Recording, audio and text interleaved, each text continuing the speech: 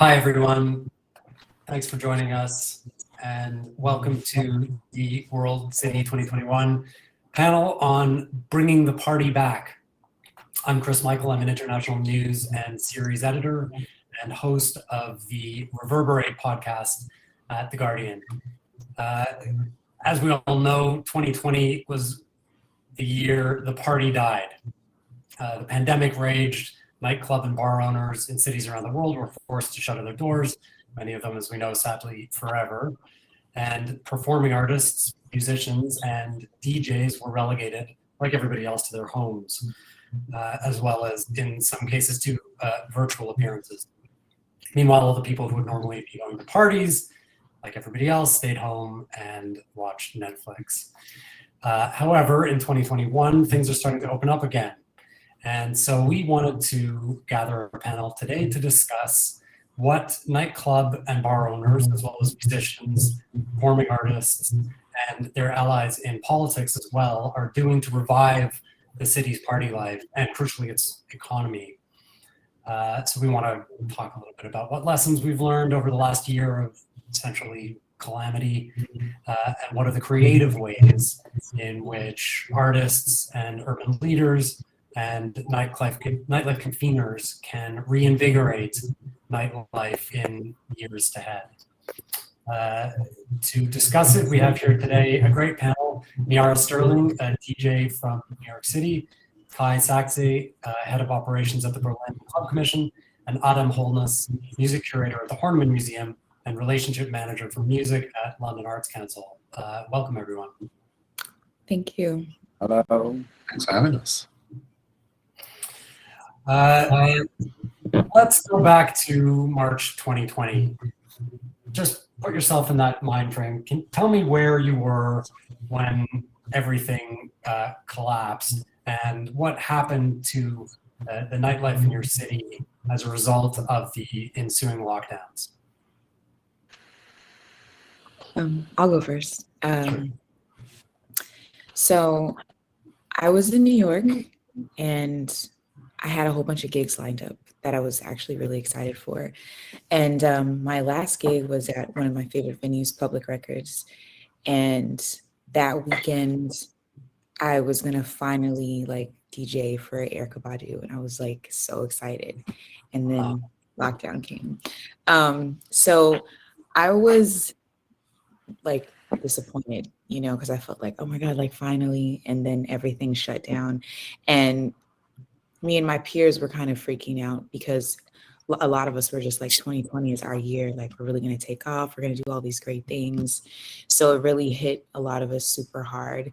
And although I live in Brooklyn, most of my family is in the DC, Maryland, Virginia areas. So I was trying to figure out, am I going to go back home or should I stay in New York? I didn't know how things were going to pan out. So I ended up going back home the week after, before everything got super crazy and they put us on super lockdown.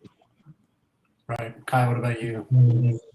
Yeah, we had a little conference event, I remember, and the attendance was very low, just very few people coming, but we still had that. And then we started to hear also from the administration and from different clubs that there is going to be a lockdown and there is going to be the next weekend that all the clubs are going to be shut down.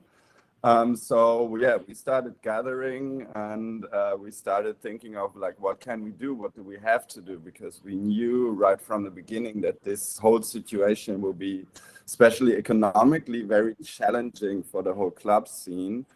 And then I just know that this whole conversation started getting bigger and bigger. And then there was this launch of the United We Stream fundraiser and streams. And then also there was more conversations with politics and politicians about how can we deal with this situation financially. And yeah, then the next weekend was a very silent weekend, but a lot of things in the scene already started on how to react to this situation. I think that was really quick. That the people, nobody was really like, no, we cannot do nothing, but everybody was like, yeah, let's connect, let's see how we can deal with this situation. It's interesting that it happened so early that you were aware. I'd like to hear more about United We Stream later. Adam, you and I both live in London, so I sort of know the answer to this, but talk us through what it felt like in London and the impact of the lockdown. Yeah, I mean, so, you know, having two jobs, I was kind of had two quite different perspectives. As a programmer at the museum, I was aware we were likely to be closing. All the shows that we had lined up had to, you know, be postponed quite quickly. And then in my Arts Council job, where we're the development agency for arts and culture in England, we, you know, and I'm the lead for grassroots live music. So the thing I was aware of immediately was all the grassroots music venues and the impact on them and their infrastructure. So we rediverted all of our funds to create an emergency response package. And actually just for venues, there was 2.25 million that we made available to keep them solvent from that point and through to September. But I think it was terrifying for all of us because there was so much unknown. We didn't know what was going to be happening. Yeah. Do you think, I mean, was nightlife essentially extinguished completely? You know, did sort of things get driven underground, or was there a moment where just everything completely stopped?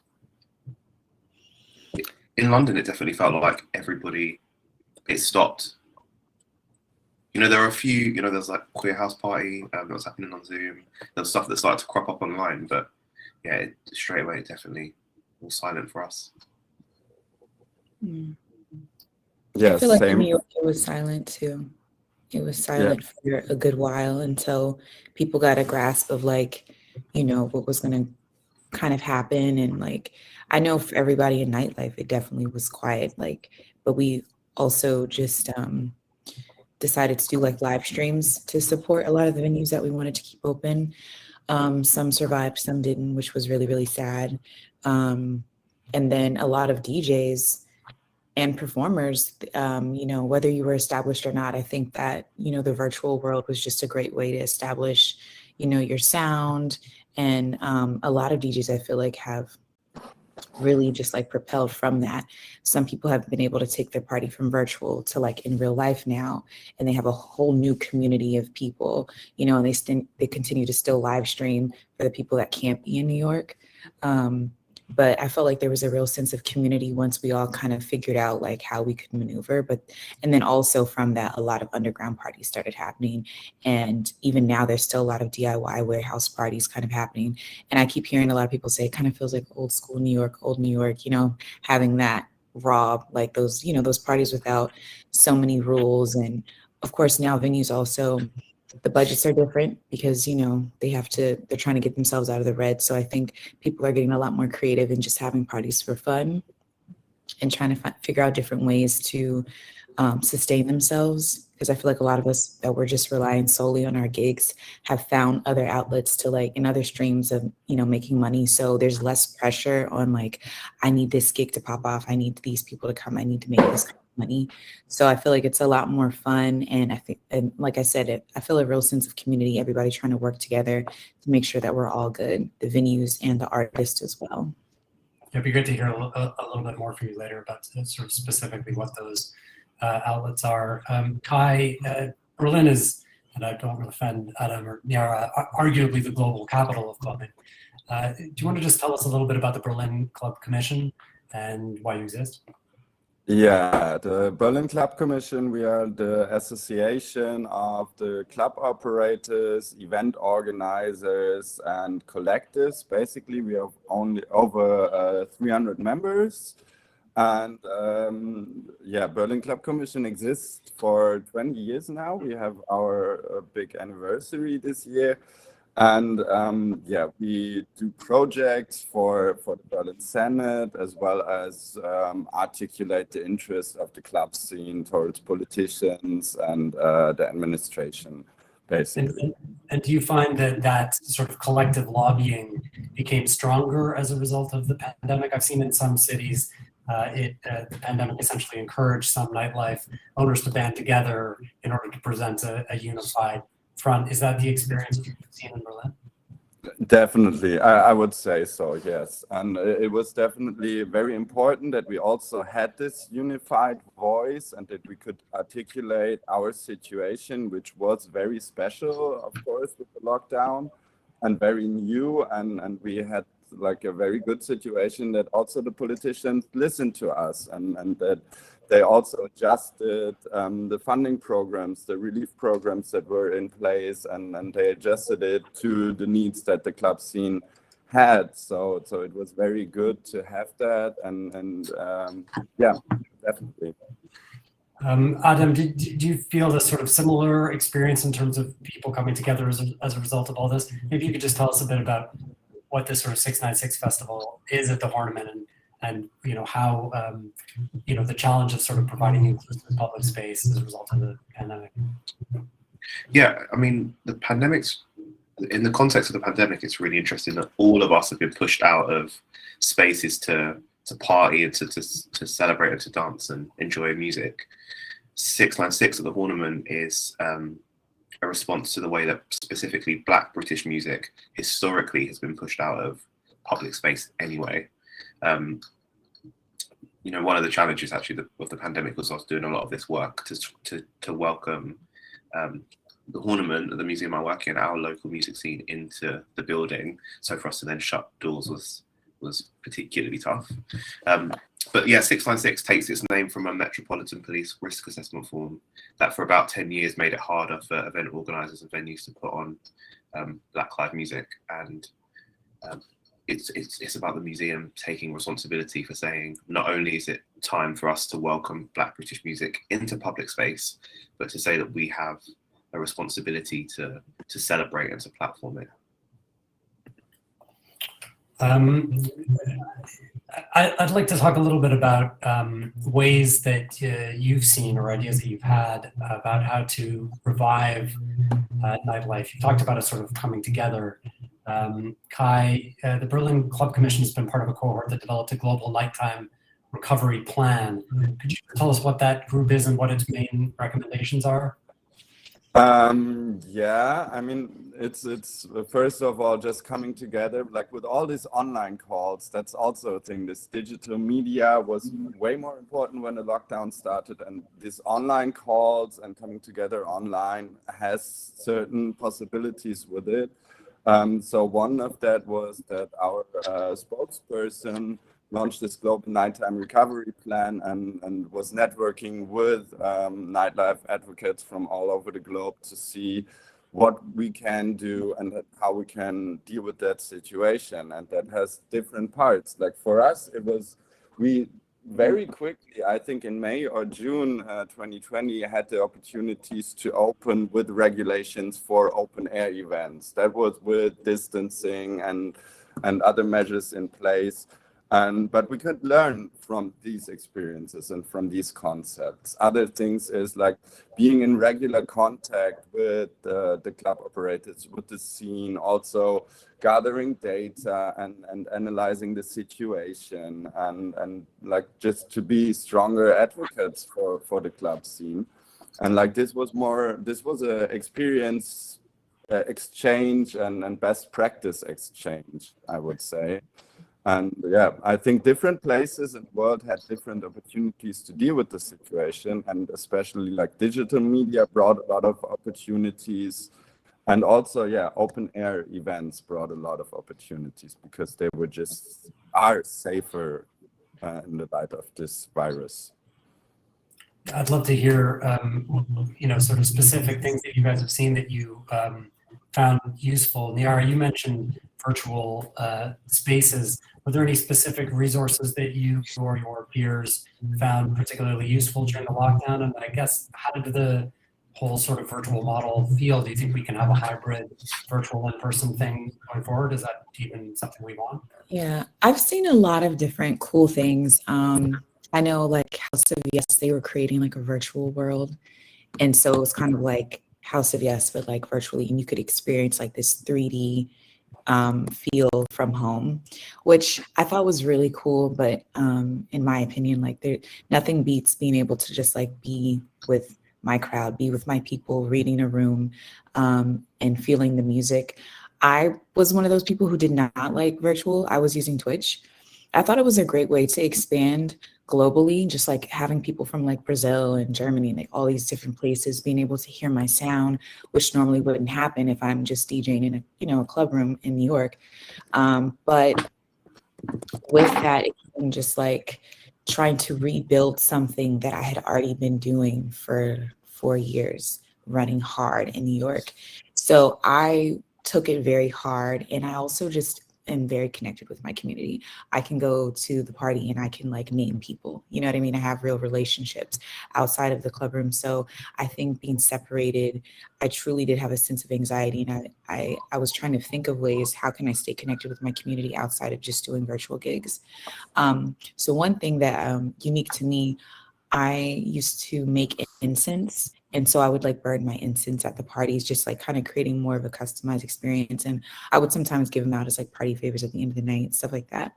And so like one day over the summer, I was just like, maybe I should just like make some incense, and then maybe I'll make a mix, and then maybe people can get like a similar vibe from like when I was DJing. And then I ended up making a whole business out of it. And I had friends that worked at like Condé Nast and Vogue, so they would feature my incense. And then I was like doing like pop-ups at like different markets, one in particular called Building Black Bed-Stuy. Kai, her and her family owned Sincerely Tommy and the entire brownstone. We would take up the corner and do a whole block party, and it was all these beautiful businesses. And there was a lot of my peers out there. I saw a lot of people doing different things, had no idea that they had all these different interests. So it was also a great way for us to like expand and be multifaceted and like embrace that. Because I feel like when people know you for one thing, you kind of have to run with that for a while. And so it was really cool seeing how we all had these different like abilities and being able to merge them with our brands. I feel like I also learned a lot more about like branding and marketing myself, and just kind of overall expanding as an artist, not feeling just like a DJ. And I feel I can say that for so many of us in New York, I feel like we just learned how to adapt eventually. And so now, post all of that, because I can't necessarily say we're completely out of it, but post like quarantine, I just feel like everybody has just leveled up in so many different ways. So I'm grateful for that community. There was also a lot of relief. There was different funds for the clubs as well as artists. I had friends that were getting like $10,000 grants, the different small business loans, things like that. So between that and then just like, government assistance, some people got second jobs and things like that. People were able to stay afloat, as for the most part. So I guess I say a lot to say that, there was a silver lining in all of it. And I feel like we've all embraced the fact that it showed us how financially vulnerable we were, just as, maybe just as a DJ, or maybe just as, an artist. We were able to expand and figure out, hey, like we should invest in things. We should like take a step back. How can we invest back into our community? These clubs that we love, how can we show them that we want them to stay here? How can we support these owners? Things like that. And so it's been like, again, a really beautiful sense of community, and I'm grateful for it. I think that's really cool. Yeah, absolutely. Adam, do you feel that same sort of, necessity is the mother of invention kind of inspirational thing where through adversity people have come together? I think it's that, but it's also I kind of, when I was first put on shows, had this realization that an audience's experience of live music or club night isn't just about the music or the performance or the DJ. With DJ, we can listen to this music at home. So why is it that we go into a space with other people? Mm-hmm. And why does that elevate it so much? Because the idea with the incense, it speaks to the wider experience that people want and need to be able to celebrate together. And I think where we can find moments like that to make the whole thing more exciting or more artistic or more ambitious, that's where we're going to really, I think, be able to draw people back to our venues and our public spaces, especially if we can connect with people on a cultural level. Absolutely. Yeah, Adam and I were talking before the panel about the events that 696 were having in the Horniman Gardens, and he asked me, the event that I went to which artist did I see, and I couldn't remember. But for me, the memory of that event was incredibly important because we were all outside. It was a beautiful night. The music was really good, even though I couldn't tell you who it was. And it was about a lot more than music. Kai, do you feel that same sense in Berlin of through adversity, people have become almost more creative? Yeah, like especially with like the digital possibilities, and then also adjusting like the events that are possible with the regulations. People became very active and very creative in how to deal with that situation, because there was definitely also from the club owners and event organizers side this need to do something to also entertain and do something for the community, so the people can still exchange and can still are still visible. Also the artists that they just don't like I don't know, be invisible, but that there is space for them. And maybe it wasn't possible to dance in a dark dance floor, but it was possible to do some open air events. It was possible to do streaming. It was so many possibilities that maybe wouldn't have developed if this pandemic didn't happen. So there was definitely very creative ways to deal with that situation. How important do you guys think, just very briefly, the role of government is in supporting this? It's been something that you've all mentioned, various sort of support plans. And do you think the government is very key in supporting nightlife, or is it something that, we don't want government's hand in? I feel like as someone who has experienced so much support, just like, again, from my community, in one sense, I'm like, no, not really. I feel like, we could figure things out. But in the same breath, I have friends who own places, and just hearing their different grievances has me feeling like if a lot of us got more involved in like joining different meetings and like really just trying to do more research on how we could work within, like, I wouldn't necessarily say our government, but like I guess our government, and just trying to figure out what it is on their side that they can do to support us, so it doesn't feel like it's all put on us. I think a lot of places wouldn't have closed that were very precious to us, because obviously that was kind of out of our hands. And when you talk to these different people, the club owners and the people that work, even down to like the bartenders and everything like that, they were relying on some of those funds because they were being allocated to different businesses and some weren't getting them. And when you hear the numbers too, I think that's also like kind of like wakes you up and makes you realize that that assistance is necessary at some point.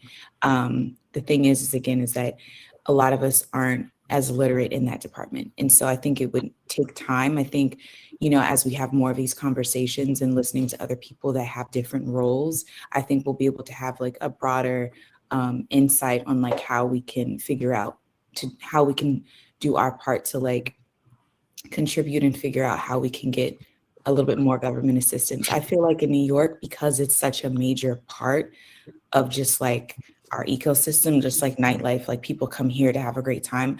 I feel like there was an emphasis on how we can figure out how some of these clubs can stay on. There was a lot of relief. There was a lot of, I want to say, not necessarily assistance with like the rent and all that, but I know that like there was a time period that they were giving club owners to kind of like gather funds, but then eventually it was running out. So I think that if more, like I said, if more of us as artists, as well as just like other people in the industry, if we were able to kind of like gather and figure out how to, again, do our research and figure out, ways that we can connect with our government to overall help all the different communities in nightlife, I think that would help us a little bit more, progress us, and help some of these places to stay open, because there are still a lot of places in the red that might be closing at the end of the year. So, and I think that will give more people a wake-up call, because we've lost so many places, and now because of it, I feel like there's all these not all these venues, but very few venues, but it's very congested with artists. And I don't think there's enough room for like niche crowds. So that's what I would say that I think we would need to maybe kind of like start thinking about soon. Yeah. Yeah, definitely. I mean, gentrification in New York had been pushing spaces to the outskirts already. Yeah. Kai, Adam, do you guys feel the same way? Do you think there's a role for government here?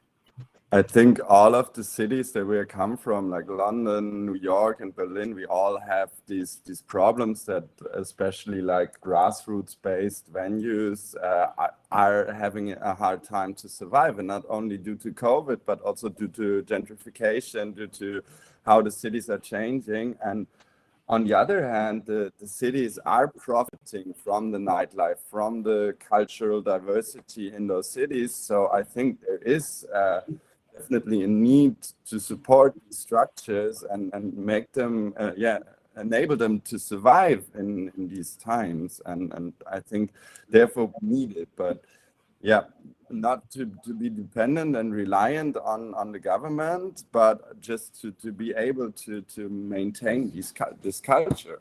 Yeah.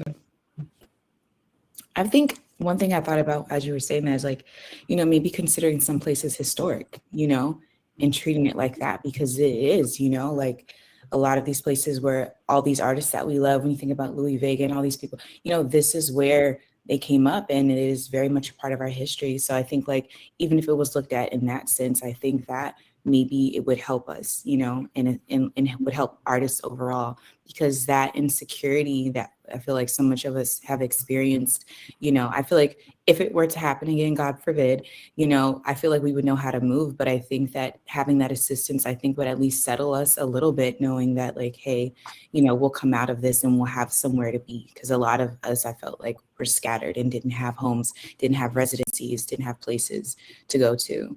And that's also why there's a lot of DIY parties happening, again. Yeah. And it's also a matter of recognition, just to have like also club culture recognized as culture equal to other sections of culture that have this recognition already. And we in Germany and in Berlin especially, like there is a lot of movement in that. Absolutely. And Adem, you work for a historic institution. I think that idea that NIARA had about identifying places as historic is interesting. Yeah, I mean, I think with what we do, it's the question I think you're asking is, why is it important, and should it be important to our governments? And I think I always come from the place of yes, because creativity is vital to life, and it's an essential part of life. So we should be doing all that we can to make sure that it can continue and that everybody can be creative. But of course, there's also the economic case that you can make. The nighttime economy, the arts and cultural economy, they're huge in our cities and bringing lots of jobs. And so they should be important for both reasons, important to our governments. I'm really interested, Chris, what your take on the role our government should be playing in this is. Oh, I'm a journalist. I'm not allowed to have a take. I agree with you all. I think that you don't want the government to be weighing in too heavy-handedly, but I think it's true that there are forces that if we just let market forces determine everything, you'd lose a lot of what makes cities interesting. As you said, NIARA places are getting pushed out. Kai, you're talking about it's not just about the pandemic, is it? It's there's always been this kind of pressure on DIY spaces, and so I think, and Adam, you're totally right that it's not just about the money. It's about what makes a city a worthwhile place, and these efforts to quantify the economic contribution. Kai, I've heard in Berlin it's 1.5 billion euros. I mean, is that true? Is that not true? Who knows? But the role of nightlife in Berlin is unquestionably a key part of its appeal. So yeah, no, I completely agree. We've got 10 seconds, so I think I was going to ask you what you think the future is going to be like, but I think we're going to have to end it. Thank you very much for joining us. It was a great conversation and really interesting to hear all of your different perspectives. So thank you. Thank you. Thank you. Thank you so much.